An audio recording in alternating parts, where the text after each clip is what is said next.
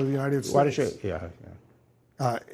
He said if you expand mail-in voting, this is the president. This is, it's reckless. Well, this is a sort of cheap talk to get around the fundamental problem, which is the bipartisan commission chaired by Jimmy Carter and James Baker said back in 2009 that mail-in voting is fraught with the risk of fraud and coercion. But since then, there have been until this that haven't proved it. Let me talk. Yeah, please.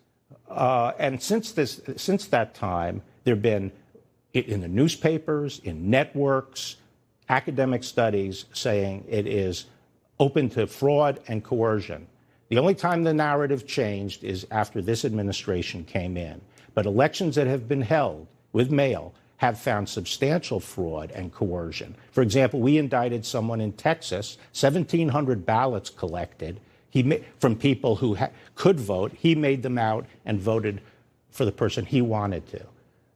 Okay? Because that kind of thing happens with mail-in ballots, and everyone knows But there are individual cases, but as far as widespread fraud, we haven't seen that since. Well, we haven't had the kind of widespread use of mail-in ballots that's being proposed. We've had absentee ballots from people who request them from a specific address. Now what we're talking about is mailing them to everyone on the voter list when everyone knows those voter lists are inaccurate. People who should get them don't get them, which is what has been one of the major complaints in states that have tried this in municipal elections.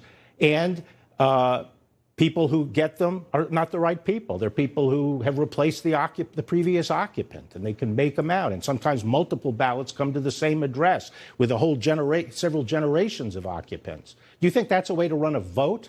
Well, the only thing I'm saying is that so far we haven't seen widespread fraud. But so far we haven't tried it. Well, and the point is, but a lot of us. There are several states that only have mail-in voting, including a Republican state. Well, this is playing with fire. This is playing with fire. We're a very closely divided country here. And if people have to have confidence in the results of the election and the legitimacy of the government, and people trying to change the rules to this methodology, which, as a matter of logic, is very open to fraud and coercion, is reckless and dangerous. And the people are playing with fire. Well, I will point out there are 5 states that only have mail-in voting, including Utah and Colorado, Washington State, Oregon, Hawaii. And they've reported over the years they've had virtually no problems. But who's trying to change the rules right now? I would say the people who want to go to mass mail-in ballots. But you understand why. There is a coronavirus pandemic. Right. And there are a lot of people potentially, if they waited long lines when they go to the polls, they could get sick, especially older people or people with underlying conditions. As a result, a lot of people want to change the rules so they don't have to go wait in long lines. Well, they don't have to touch all this. And the appropriate way to deal with that is, number one, arrangements at the polls that protect people, which can be done.